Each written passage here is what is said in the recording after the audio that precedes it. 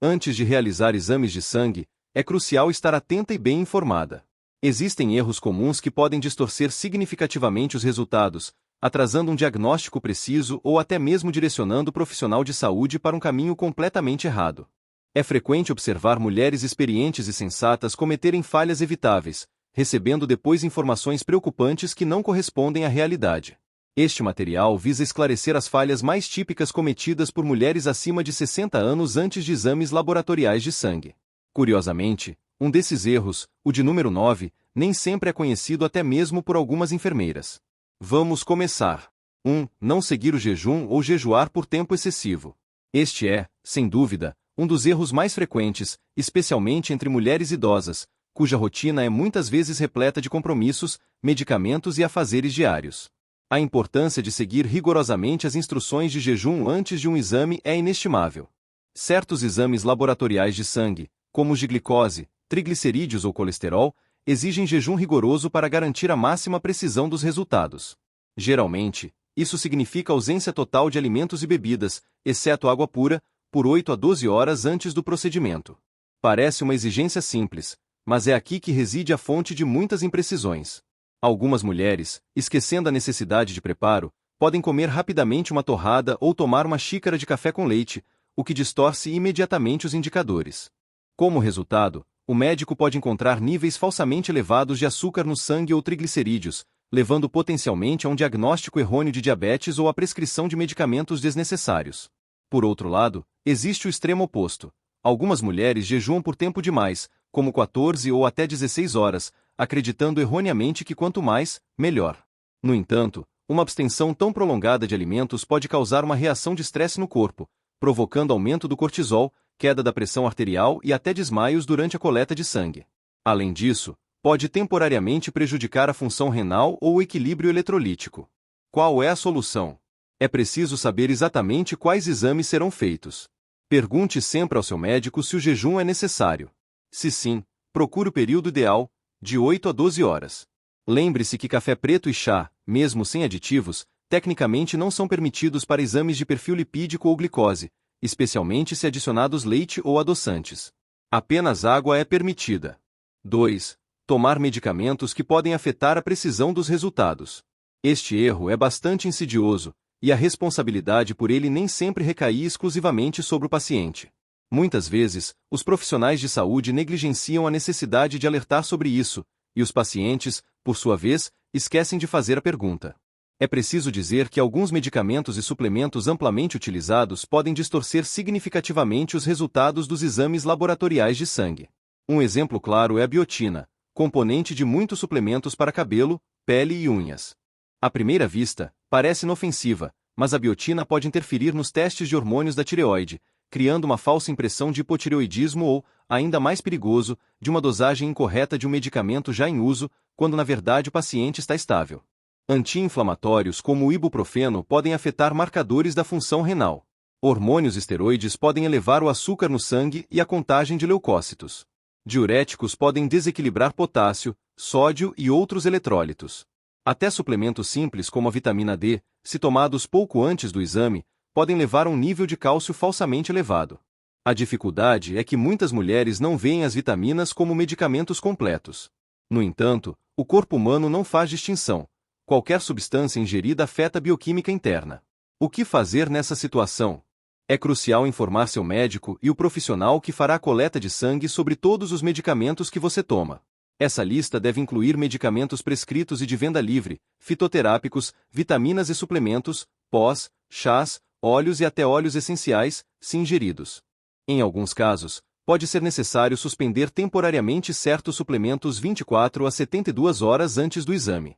Sempre esclareça essa informação com antecedência, evitando suposições. 3. Consumo insuficiente de água. Imagine uma situação típica. A paciente chega para a coleta de sangue de manhã cedo, em jejum, ou seja, sem comer ou beber por, digamos, 10 horas. A enfermeira coloca o torniquete no antebraço, mas encontrar uma veia adequada é difícil. A tentativa se repete no outro braço, o profissional bate na pele, tentando tornar as veias mais visíveis. Esse problema está diretamente ligado ao nível de hidratação do corpo. A falta de líquidos faz com que os vasos sanguíneos se contraiam e se tornem menos elásticos, dificultando significativamente sua visualização e punção. A desidratação faz com que as veias colapsem ou se escondam, o que pode exigir várias tentativas de coleta de sangue, causando desconforto à paciente e aumentando o risco de hematomas. Para uma coleta fácil e bem-sucedida, recomenda-se beber 1 ou 2 copos de água por 1 a 2 horas antes do procedimento, desde que isso não contradiga as instruções específicas de jejum para o seu exame.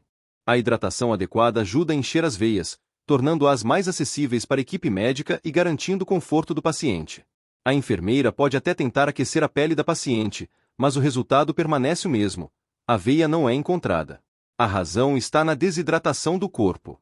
Mulheres idosas são particularmente suscetíveis à desidratação leve. Mesmo sem sentir sede, com a idade, os sinais do corpo para a necessidade de água diminuem, e a pele e as veias perdem sua elasticidade. Isso dificulta significativamente o procedimento de coleta de sangue para os laboratoristas, e pior ainda, pode afetar negativamente a precisão dos resultados. Em estado de desidratação, o sangue fica mais concentrado. Isso pode levar a um aumento falso nos níveis de hemoglobina, hematócrito e eletrólitos.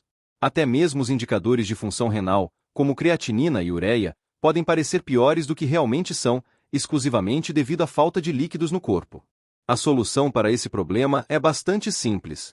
A menos que o médico tenha dado instruções específicas para se abster de líquidos, o que é extremamente raro, recomenda-se beber 1 ou 2 copos de água cerca de 1 hora antes do exame. É importante não exagerar para evitar sobrecarregar a bexiga, mas garantir hidratação suficiente do corpo e o preenchimento das veias. E, claro, deve-se beber apenas água pura, excluindo sucos, café ou quaisquer outras bebidas. 4. Atividade física intensa na véspera do exame. Sem dúvida, a atividade física traz enormes benefícios para a saúde. É desejável que todos os pacientes idosos mantenham atividade física diária.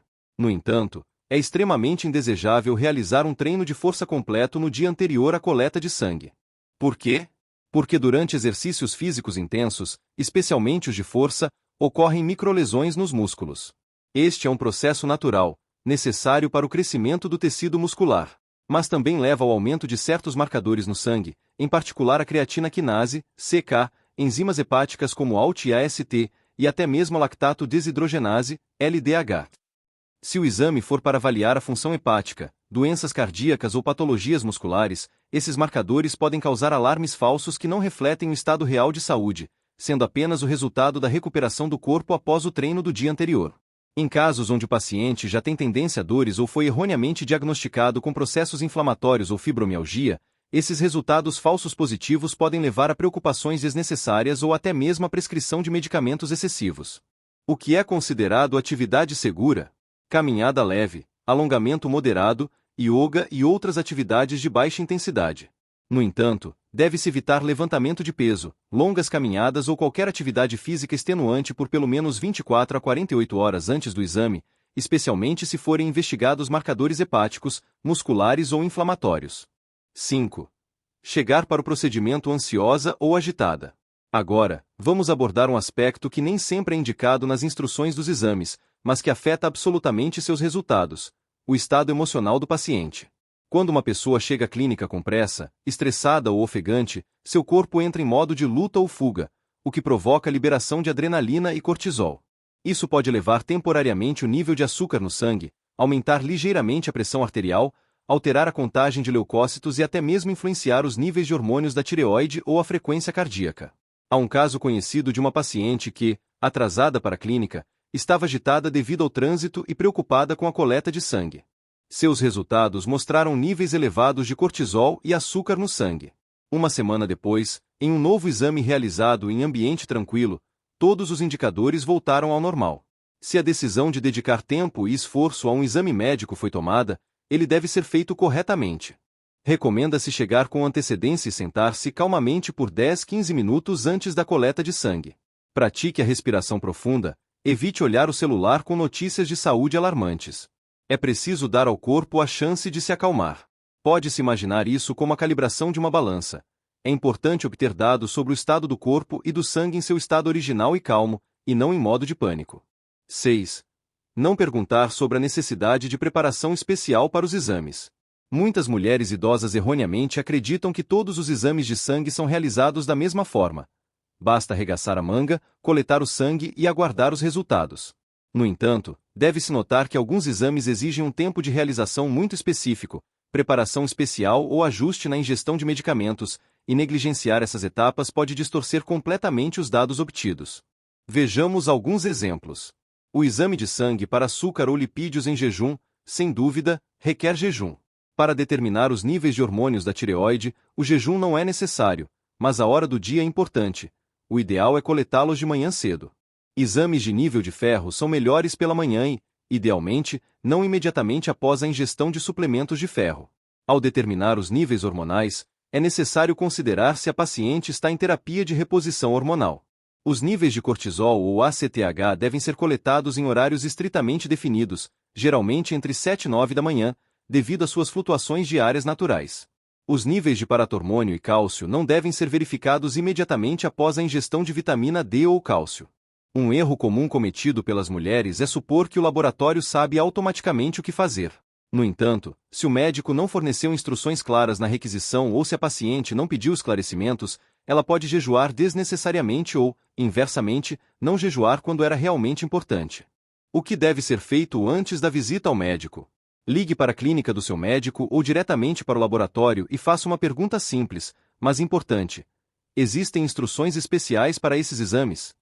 Essa ligação levará apenas 1 minuto, mas garantirá a máxima precisão dos resultados obtidos. Não confie no acaso. Todo paciente merece obter dados confiáveis sobre sua saúde. 7. Consumir álcool na noite anterior. O objetivo desta narrativa não é julgar os hábitos noturnos de ninguém. Uma taça de vinho no jantar é algo bastante comum, e muitos pacientes veem nisso um pequeno ritual noturno. No entanto, se a coleta de sangue estiver agendada para a manhã seguinte, o consumo de álcool na noite anterior deve ser completamente evitado. Por quê? O álcool, mesmo em pequenas quantidades, pode elevar os níveis de triglicerídeos, aumentar temporariamente os indicadores de enzimas hepáticas como ALT-AST, causar desidratação, diminuir o nível de açúcar no sangue, especialmente em pacientes que tomam medicamentos para diabetes, e interferir no metabolismo de medicamentos, levando a resultados laboratoriais distorcidos. Suponhamos que esteja sendo feito um exame de função hepática. Se 2 taças de vinho foram consumidas na noite anterior, isso pode levar a um aumento das enzimas, o que, por sua vez, provocará uma cascata de exames repetidos, ultrassonografias e preocupações desnecessárias. Pior ainda, se o exame for para síndrome metabólica, essa taça de vinho pode apresentar os níveis de açúcar no sangue e lipídios de forma pior do que realmente são. Recomenda-se evitar o álcool por pelo menos 24 horas antes da coleta de sangue, idealmente, por 48 horas, se possível. Este é um pequeno sacrifício que garante a obtenção de resultados claros e confiáveis, que refletem o verdadeiro estado de saúde, e não as consequências do lazer noturno. 8. Usar roupas apertadas ou difíceis de remover. Talvez a escolha da roupa não pareça um fator significativo ao fazer um exame de sangue, mas isso é um engano. Na prática clínica, observa-se constantemente situações em que mulheres chegam com blusas de mangas longas e apertadas ou com cardigãs encamadas sobre golas rolê, tendo grande dificuldade em expor os braços. Algumas chegam a ter que se despir completamente na apertada cadeira de coleta de sangue. Outras arregaçam as mangas tão apertado que isso impede a circulação. Tais situações causam atrasos, aumentam a ansiedade do paciente e, por vezes, limitam a escolha do braço para a coleta, especialmente se a pessoa estiver com frio ou constrangida. O laboratorista precisa de acesso fácil à área interna do cotovelo, a chamada fossa cubital, onde geralmente se localizam as veias mais adequadas. Se o acesso a este local for difícil, isso pode levar a uma coleta de sangue dolorosa ou à necessidade de múltiplas punções. A dica é simples: vista uma camiseta folgada de manga curta ou um cardigã que seja fácil de desabotoar na frente. Certifique-se de que a roupa permita acesso rápido e fácil a ambos os braços. Roupas confortáveis contribuem para um processo mais tranquilo e resultados mais rápidos. 9. Não mencionar a menopausa ou terapia hormonal. Este aspecto é frequentemente negligenciado, não apenas pelos pacientes, mas também pela equipe médica. O status hormonal tem uma influência muito maior nos resultados dos exames de sangue do que a maioria das mulheres percebe, especialmente com a idade. Se uma mulher está na pós-menopausa ou em terapia de reposição hormonal, TRH, é extremamente importante que seu médico e o laboratório estejam cientes dessa informação. A razão é a seguinte: a terapia com estrogênio afeta os níveis de colesterol. Mulheres em TRH frequentemente apresentam níveis mais altos de HDL, o chamado colesterol bom, e níveis mais baixos de LDL.